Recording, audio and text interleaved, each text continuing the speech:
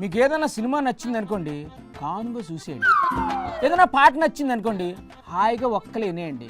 అంతేగాని వాళ్ళకి వీళ్ళకి షేర్ చేయడాలు చెప్పడాలు చేశారనుకోండి, లోపల వేసేస్తారు. పోలీసులు వచ్చి తీసుకెళ్ళిపోతారు. ఇదేం విడ్డూరు అనుకుంటారా?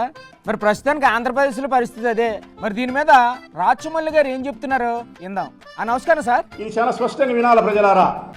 వింటున్నాం, మీరు చెప్పండి సార్. ఈ మధ్య కాలంలో హత్య అనే ఒక సినిమా తీసినారు. అవును, నాన్న కూడా చూసినాను. సెన్సార్ సర్టిఫికెట్ పొందిన తర్వాత సినిమా రిలీజ్ అవుతుంది. అంతే కదా, ఏ సినిమా కన్నా సెన్సార్ సర్టిఫికెట్ తప్పనిసరిగా ఇవ్వాలా.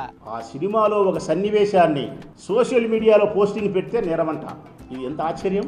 ఏంటి, సెన్సార్ అయిన సినిమా క్లిప్పు సోషల్ మీడియాలో పెడితే నేరమా? హీరోలు ఎప్పటి నుంచి పెట్టారు సార్? ఎన్టీ రామారావు సినిమా నాకు ఇష్టం. నాకు ఇష్టమే. అన్నగారు సినిమాలు అంటే ఎవరికి ఇష్టం ఉండదు చెప్పండి. జగదేక వీరుని కథ సినిమాలో ఒక పాట నేను పోస్టింగ్ పెడతా. పెట్టండి. లేకుంటే ఎన్టీ రామారావు గారి సన్నివేశాన్ని ఒక పోస్టింగ్ పెడతా. నాకు ఇష్టమై నేరస్తున్నా నేను.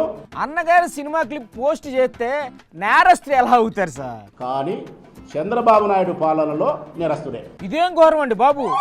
సినిమా క్లిప్పులు పోస్ట్ చేస్తే నేరం అంటే ఎలా? ఆ పోస్టింగ్ పెట్టిన అబ్బాయి పవన్ కుమార్ రెడ్డిని అబ్బాయిని స్టేషన్కి విచారణ పేరుతో పిలిపించి కొడతారు, హింసిస్తారు, కేసు పెడతారు, జైలుకి పంపుతారు. పెద్ద పెద్ద గజ్జి దొంగల్ని, రేపిస్టుల్ని, శాడిస్టుల్ని, హంతకుల్ని వదిలేసి సినిమా క్లిప్ పోస్ట్ చేస్తే అరెస్ట్ చేసి కొట్టి జైల్లో పెడతారా? మళ్ళీ పొద్దున్నే లేస్తే ప్రవచనాలు చెప్తారు.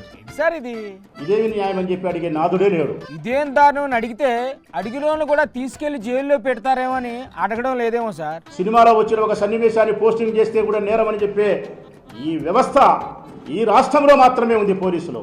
మరి మంచి ప్రభుత్వం అంటే ఇలాగే ఉంటుంది కాబోలు సార్.